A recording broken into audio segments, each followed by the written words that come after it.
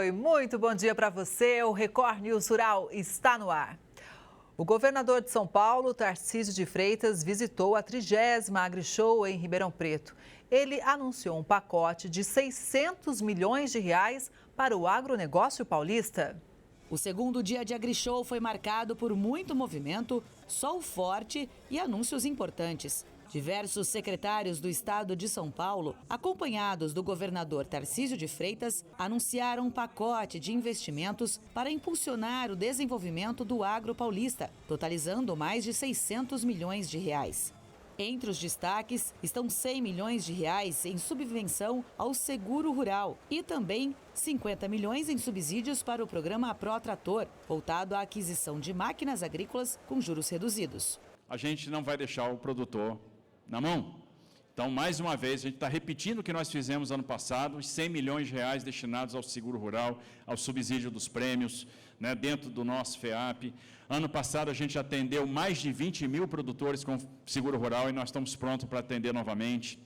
O ProTrator, mais 50 milhões, então 100 milhões de seguro rural, 50 milhões de ProTrator que vai atender aí as cooperativas, os pequenos cooperados, os pequenos produtores. Vai ser fundamental esse subsídio na taxa de juros, nos financiamentos. Também foram anunciados mais 50 milhões para a nova linha Agromáquinas, da Desenvolve São Paulo. 115 milhões para fundos de investimentos em direitos creditórios, voltados à infraestrutura logística e ao desenvolvimento de biocombustíveis e práticas sustentáveis no campo. Para a recuperação de 1.000 quilômetros de estradas rurais até 2026, também foi anunciado um investimento de 200 milhões de reais. O governador também assinou algumas autorizações, como a criação de uma rede de monitoramento agrometeorológica e o plantio nas faixas de domínio da rodovia. Só no primeiro trimestre deste ano, cerca de 800 mil turistas estrangeiros passaram por São Paulo. Por isso, dentre os anúncios feitos na AgriShow, o governador também falou de um programa para o desenvolvimento do turismo rural no estado. A gente está falando de 10% do PIB de São Paulo. Mas o que é falar de 10% do PIB de São Paulo? A gente está falando de 350 bi por ano. É disso que a gente está falando. Isso é maior do que o PIB de Goiás.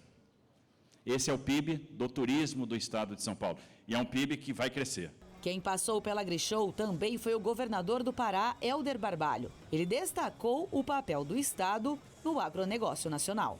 Hoje o estado do Pará se consolida como um dos importantes estados na produção de alimentos do Brasil, com o desafio da compatibilização da preservação ambiental com a estratégia de cada vez mais avançar e ampliar a intensificação produtiva. O futuro do campo passa necessariamente pelas mãos do herdeiro. E essa transição nem sempre é simples. Por isso, a sucessão familiar no agronegócio é um tema que ganha cada vez mais força entre produtores, especialistas e famílias inteiras. Essa é a história da família que comanda uma tradicional loja de botas e acessórios. O negócio, que começou com o avô, hoje está sob o comando da terceira geração.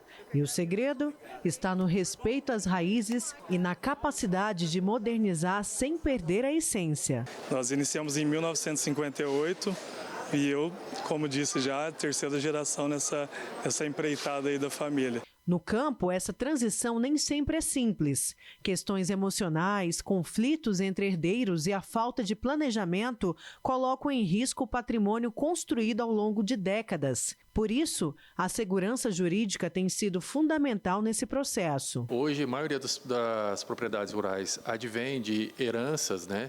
E agora a questão tributária, a questão da sucessão tributária, ela está muito em voga, porque o patrimônio, muitas vezes, do produtor está ali plantado, está ali no gado, está na plantação, e quando ele ao falecimento, a liquidez para pagar os impostos, que são impostos caros, muitas vezes eles têm essa dificuldade.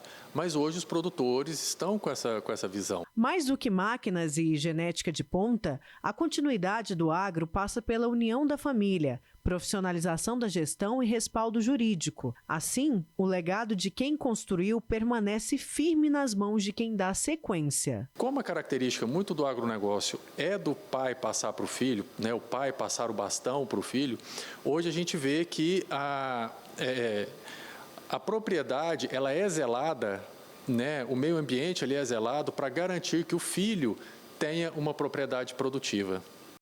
A criação de abelhas sem ferrão se tornou uma opção de negócio no leste de Minas Gerais. Além de uma fonte de renda, a espécie tem grande importância para o meio ambiente.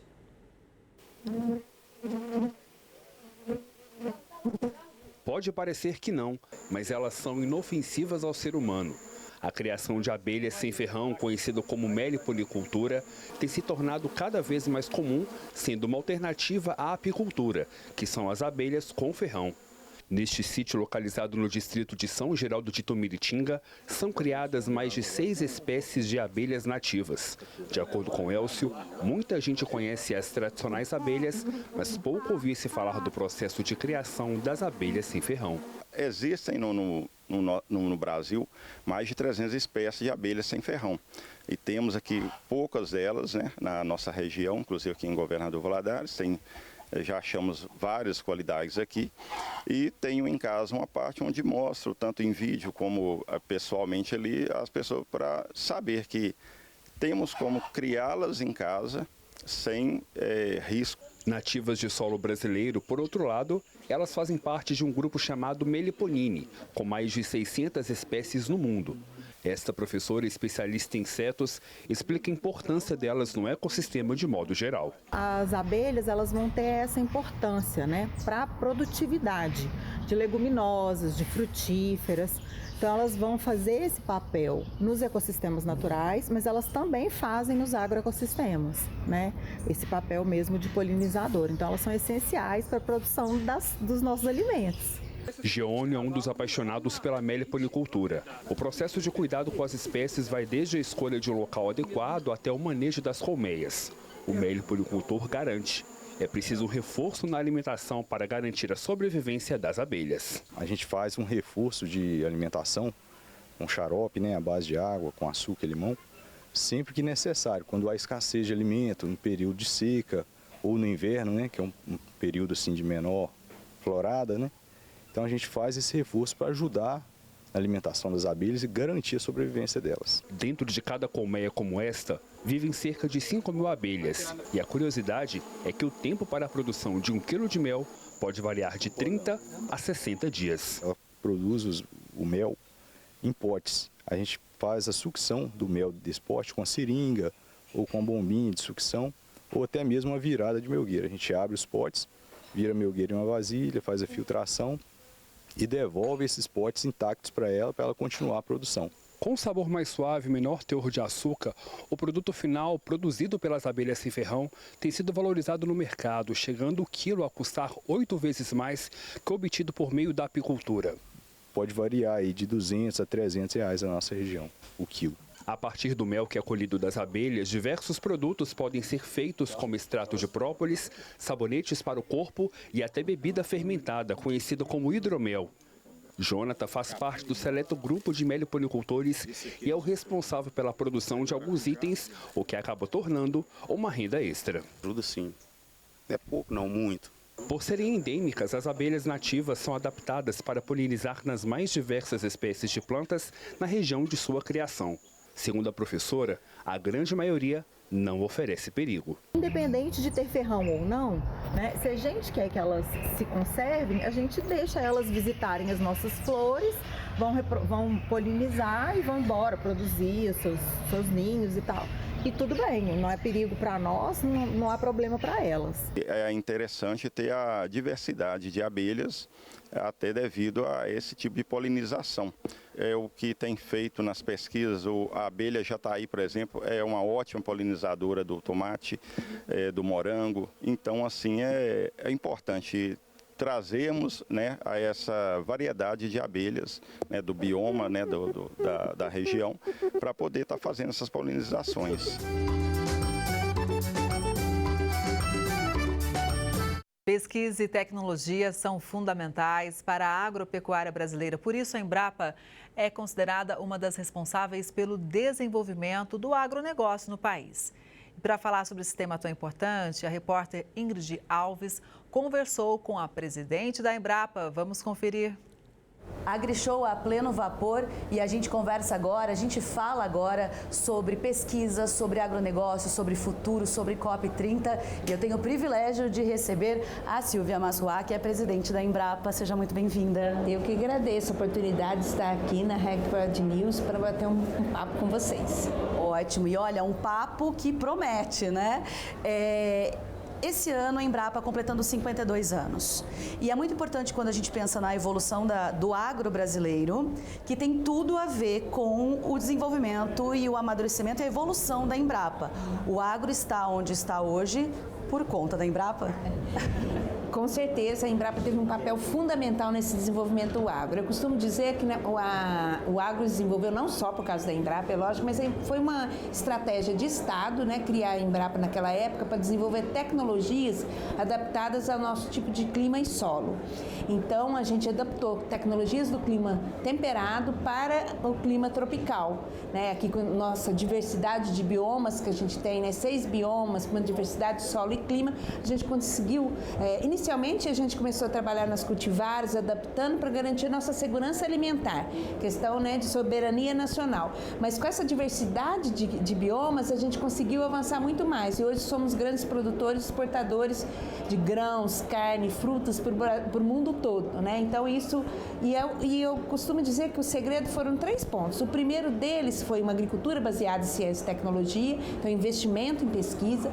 O segundo ponto, a parte de assistência técnica, também treinando os produtores, incentivando. Então, eu costumo dizer que o sucesso da Embrapa e o sucesso dos produtores brasileiros é uma simbiose, na verdade, porque os produtores trazem as necessidades para a Embrapa, a gente desenvolve as pesquisas e depois eles ajudam a validar.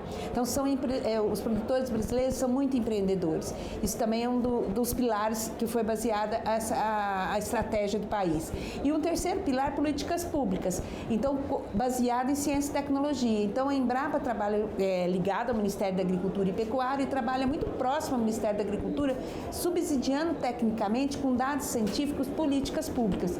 Então, por exemplo, a gente tem o zoneamento agrícola de risco climático, né, que está até sendo apresentado aqui na Feira do AgriShow. Ele é uma metodologia que foi desenvolvida para você, uma matriz de risco, onde para você ver as janelas de plantio mais adequadas para 44 culturas para os 5.000 municípios. Tem 100 anos de dados climáticos, então você faz os modelos climáticos e coloca uma matriz de risco. 20% de risco você plantar tal cultivar, por exemplo, de soja nesse período em tal município. E aí você tem toda 20, 30, 40% de risco. E aí, hoje, cada vez mais com os eventos extremos, por exemplo, isso tem sido necessário mais políticas públicas associadas a mais dados e informações associadas ao desenvolvimento da ciência.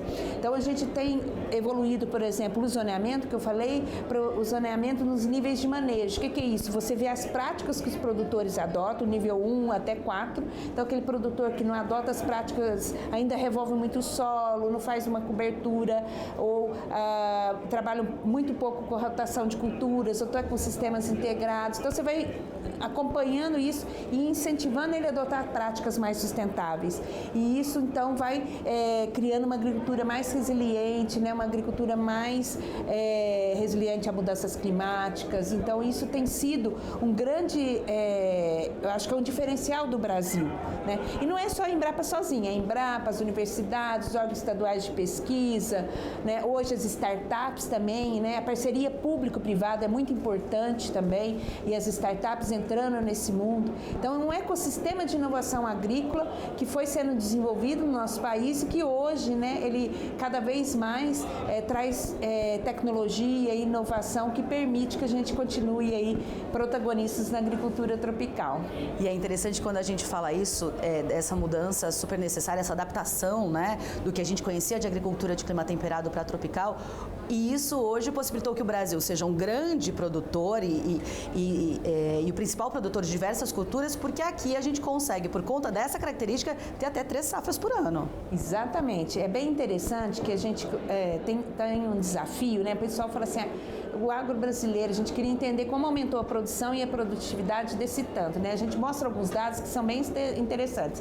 Em 50 anos, o Brasil aumentou a produção, a área plantada em 140%, né? A gente tinha 25 milhões de hectares, hoje são 75, 80 milhões de hectares.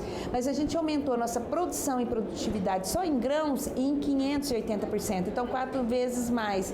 Isso graças a uma cultivar mais adaptada, como a gente comentou, né, ao nosso tipo de clima e solo. Então a gente chama as tecnologias poupa-terra, que a gente desenvolveu durante esse período. Mas é lógico que cada vez mais, né, sendo demandado do mundo todo, para vários setores da economia, a questão da sustentabilidade, né, a questão não só, seja na área de transporte, saúde, como na área agrícola também. Então nós temos que cada vez mais pensar como as tecnologias podem ajudar, né, fazer parte da solução das mudanças climáticas. E você colocou um tema muito interessante, que é 2 a 3 safras, que isso não acontece nos países de clima temperado. Então, por exemplo, quando a gente pega os sistemas integrados, integração lavoura-pecuária, integração lavoura-pecuária-floresta, né? Então você planta soja, depois entra com milho, depois entra com uma barqueária, às vezes tem até ali eucaliptos ao lado, põe um animal. Tudo isso a gente fez, do ponto de vista agronômico, de bem-estar animal, a gente já tem dadas informações que mostram que você consegue aproveitar matéria orgânica, do ponto de vista de sustentabilidade, você está aproveitando a área, dando atividade econômica para o produtor rural 365 dias ao ano, mas ao mesmo tempo aproveitando matéria orgânica, é um sistema mais sustentável, vamos dizer assim. E tem dados interessantes da Embrapa, que a gente recentemente publicou, que nos últimos 12 anos a gente fez uma pesquisa, por exemplo, do Sistema de Integração Lavoura-Pecuária-Floresta e de uma restauração de uma área com monocultura, só com floresta. A gente mostra que a gente consegue estocar 30 quilos de carbono por árvore por ano com o Sistema Integração Lavoura e LPF, que a gente fala, Integração Lavoura-Pecuária-Floresta, e 20 quilos por árvore por ano só com floresta. Então, mostrando que realmente a agricultura ela pode fazer parte da solução, desde que os produtores cada vez mais adotem práticas mais sustentáveis. O Brasil é um país muito grande, com características muito peculiares e com necessidades muito diferentes também, né? Quando a gente fala do produtor, do agricultor, do pecuarista, que está em qualquer região do país, ele pode ser atendido por pesquisas da Embrapa, porque a Embrapa está pulverizada, né? Tem Embrapa em todo canto do país. Eu costumo, até brinquei que o AgriShow copiou de mim, porque eu sempre falo que a Embrapa ela trabalha de A a Z, de açaí a zebu, e a AgriShow esse ano está falando da AgriShow de A a Z, né? Mas realmente a Embrapa ela tem uma diversidade, esses 43 centros. Então, por exemplo, só no norte a gente tem 7 unidades de pesquisa. Então, ali você vai ver exemplos de trabalho com agricultura familiar, você vai ver com sistemas agroflorestais, Dendê, com açaí, que trabalha muitos anos lá, né? Você vai ver com o Puaçu, toda essa...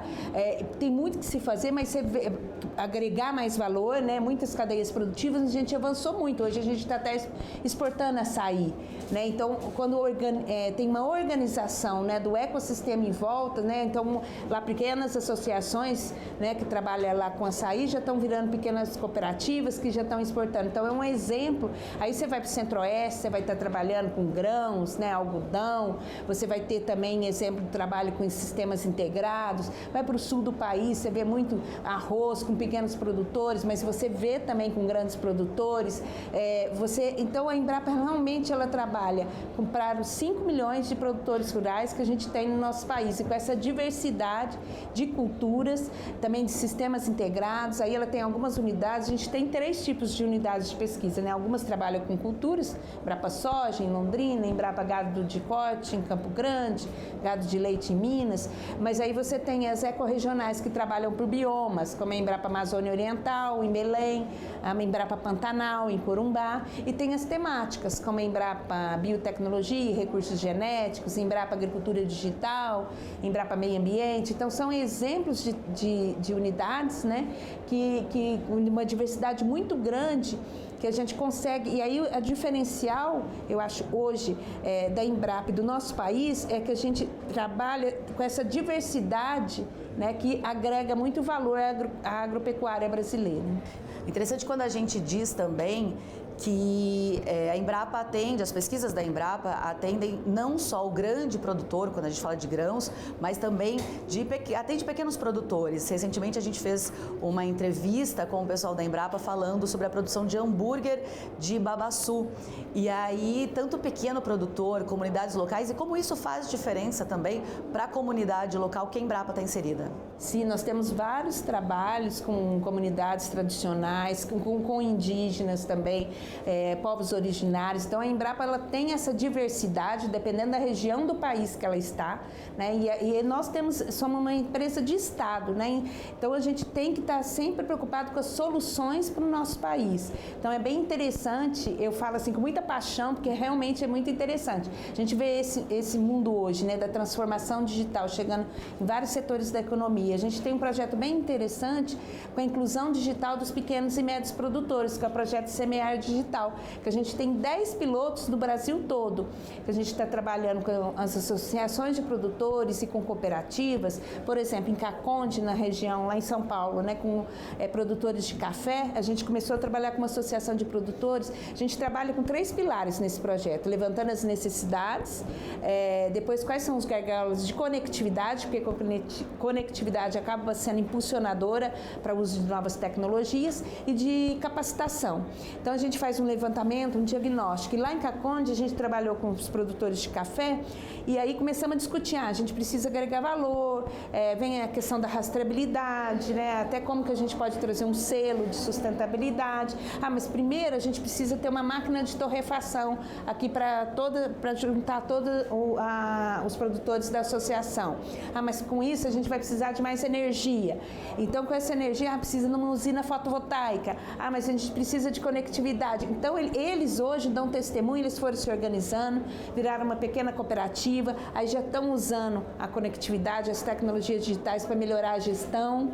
Então eles mesmos dão testemunho que o digital puxa o ambiental e social, né, e o econômico para eles, melhorando, agregando valor. Então é bem interessante vendo como que a Embrapa pode ser indutora, inclusive, de novas tecnologias, né, na agropecuária brasileira. Fantástico. E Silvia, quando a gente fala de futuro, a gente fala de conectividade, a gente fala de tecnologia, o que pode estar por vir ainda que a gente está só desenhando, imaginando, quando a gente fala de inteligência artificial, isso hoje já é uma realidade, né? E daqui para frente? Então, cada vez mais a gente tem que pensar na agricultura multifuncional e preditiva, vamos dizer assim. Hoje a agricultura brasileira, ela já não é mais hoje vamos dizer, monodisciplinar, né? Uma disciplina só. Por exemplo, ciências agrárias e que dá conta da agricultura brasileira. Já não é. A gente hoje é uma agricultura multidisciplinar, então você tem que ter profissionais de várias áreas. E é interessante, porque a gente trabalha com produção de alimentos, produção de energia, podemos produzir energia sem comprometer a produção de alimentos, justamente porque a gente trabalha com 2, 3 safras, aproveitando o que é produzido. A gente também, isso associado à nutrição, né, alimentos mais saudáveis. A gente está pensando isso associado à gastronomia, turismo rural. Então, realmente, a agricultura hoje, cada vez mais, ela vai ser multifuncional. E pensando numa agricultura preditiva, o que a gente pode estar usando mais? Dados e informações que a gente gerou nesses últimos 50 anos, né, para a gente trabalhar tanto dentro da porteira, como antes da porteira e depois da porteira, vamos dizer assim, né? Em cima da porteira, em cima, né? E aí, o que a gente tem feito? Na Embrapa, hoje, a gente tem uma estratégia de inteligência artificial, vamos dizer, no campo, né? Então, aí, tudo que a gente já está vendo, muito aqui na feira também, de colheitadeiras mais automatizadas, plantadeiras, né? Hoje já tem muito drones também para monitorar, para já ajudar na pulverização. Isso já evoluiu, isso gera dado e informação. Isso pode ajudar o produtor rural na tomada de decisão no campo. Uma agricultura mais preditiva. Mas também usando os dados e informações para melhorar a assistência técnica para o produtor rural, que também, tanto para as empresas de equipamentos, maquinários que estão aqui na feira, isso também é importante, porque é uma forma de você trazer as informações e coletar as informações de forma retroalimentar a pesquisa e inovação. Então, a gente tem a IA também pelo campo, né? Que a gente fala para o campo, né? No campo, que é dentro da fazenda, para o campo, campo para o produtor rural e a inteligência artificial pelo campo, que é usando dados e informações para subsidiar políticas públicas. Então, eu comecei aqui falando de algumas políticas públicas, né? A gente tem várias, como agricultura de baixo carbono, RenovaBio, outras que usam dados e informações, mas a gente precisa ter um centro de agrointeligência onde usa porque hoje, para você usar a inteligência artificial, você precisa de dados precisos, né? Ter uma curadoria dos dados. E a Embrapa, ela tem isso, porque isso faz parte da essência dela, desde a sua criação. Então, isso são dados e informações importantes para a gente usar para melhorar as políticas públicas para o produtor rural, para a agropecuária brasileira. Então, a gente tem investido nisso. É lógico, e investimos bastante também na parte de robótica, né? De automação, na parceria público-privada, porque a Embrapa, ela não tem como ir para o mercado da escala, né? Ela desenvolve protótipos. Você falou do babaçu, tem as quebradeiras de coco lá, a gente tem equipamentos que você desenvolve para melhorar nela o modo, tanta qualidade de vida delas para quebrar o coco, cadeiras especiais e tal. Tem todos os equipamentos, mas aí a gente tem que fazer uma parceria público-privada para isso, para o mercado, para dar escala. Então, a gente tem tanto na área de biotecnologia, edição gênica, fenotipagem, né, a fenotipagem digital, a parte de genômica. A Embrapa já tem aí há 10 anos, a gente tem um centro de genômica aplicada a mudanças climáticas, onde a gente trabalha com identificação de genes resistentes a estresse hídrico, a doenças, né, já com simulação de cenários futuros, se a agricultura, se aumentar 2 graus, né, como que vai ficar, como que as culturas, como que a gente vai ter que como trabalhar com os cultivares mais resistentes. Na parte de bioinsumos, bioprodutos, a gente já identificando, por exemplo, um produto que está aqui também na feira, a gente trabalhou com uma bactéria que a gente extraiu do mandacaru, né, um bioproduto, e aí identificando por que ele é resistente a estresse hídrico. Então, isso criou um inoculante, tanto para milho quanto para soja, que cria uma cultivar mais resistente, deixa ela mais resistente, né, a estresse hídrico, se tiver falta de água. Então, são produtos que isso exige da biotecnologia, da edição gênica, várias outras áreas, né, que às vezes não aparecem, né, mas cada vez mais a gente tem que estar se preparando para esse momento. Então, a pesquisa ela tem que vir na frente, né? E a gente tem trabalhado também com essas novas tecnologias, como eu falei, na parte de automação, visão computacional, né? Isso muito também na parceria público-privada, para a gente poder levar mais tecnologias para o produtor rural, né? E como a gente tem 5 milhões de produtores aproximadamente, apenas 15% são grandes produtores. A gente tem uma gama aí de 75%, 80%, vamos dizer assim, de pequenos e médios produtores, que eles precisam ainda dessas tecnologias para poder agregar valor, melhorar o modelo de negócios deles. Então, a gente tem muito ainda que fazer, né, com essa diversidade de produtores e de culturas que a gente tem no nosso país. E temos aí esse desafio de ser uma agricultura mais resiliente a mudanças climáticas também, que a gente tem trabalhado muito também nisso. A propósito, esse ano tem COP30 aqui no Brasil e a Embrapa, imagino que vai ter um papel fundamental e vai levar muito desses conhecimentos também para esse evento. Sim, nós preparamos aí desde maio do ano passado, a gente tem trabalhado na Jornada pelo Clima, que a Embrapa está lançando, até a partir de dia 7 de maio a gente vai lançar o primeiro diálogo pelo clima lá em Brasília, e depois nós vamos ter mais 6 eventos, um por bioma, nos 6 biomas brasileiros. A gente vai estar discutindo com o setor produtivo quais são os desafios, né, que nós temos na área de uma agricultura mais resiliente a mudanças climáticas, tantas tecnologias para adaptação às mudanças climáticas que a gente já desenvolveu, mas também quais são os nossos desafios para mitigação, para adaptação, né, que a gente tem ainda. E aí, em novembro, em Belém, então, de maio até novembro, nós vamos ter esses eventos, e em Belém nós vamos ter a Casa da Agropecuária Brasileira, que a gente está chamando de Agrizone, que na Embrapa Amazônia Oriental, que vai ficar 1,5 km da onde vai ser a COP30, lá pertinho, lá em Belém. E E aí a gente vai lá a gente na AgriZona, a gente vai fazer tipo uma feira, trazendo muitas dessas tecnologias que eu falei aqui para vocês, dando exemplo de como que é um sistema agroflorestal, para o pessoal poder vivenciar isso, passar dentro de uma floresta, né? A Embrapa tem lá uma área de 3.000 hectares com área de conservação, então mostrando também um sistema de integração lavoura-pecuária-florestas, vamos ter um espaço também de painéis, de vitrines digitais também, então a gente quer trazer ali, é uma oportunidade que a gente tem para mostrar que a nossa agropecuária é baseada em ciência e que a gente sim trabalha numa agricultura preocupada nos 3 pilares, né? Ambiental, econômico e social. Silvia, a gente poderia ficar aqui horas conversando, tem muito assunto, muito bom sempre te encontrar, sempre conversar com você. Agradeço por enquanto a sua participação, muitíssimo obrigada. E aliás, espero que a gente volte a conversar em breve também, falando de novos projetos, novas pesquisas e do resultado disso na vida do produtor do agronegócio brasileiro. Muito obrigada. Eu que agradeço a oportunidade, mais uma vez aqui na Record News, estamos sempre à disposição. Espero conversar contigo em breve. Muito obrigada. Essa edição do Record News Rural fica por aqui. Muito obrigada pela sua audiência. A gente se vê no próximo programa. Até lá!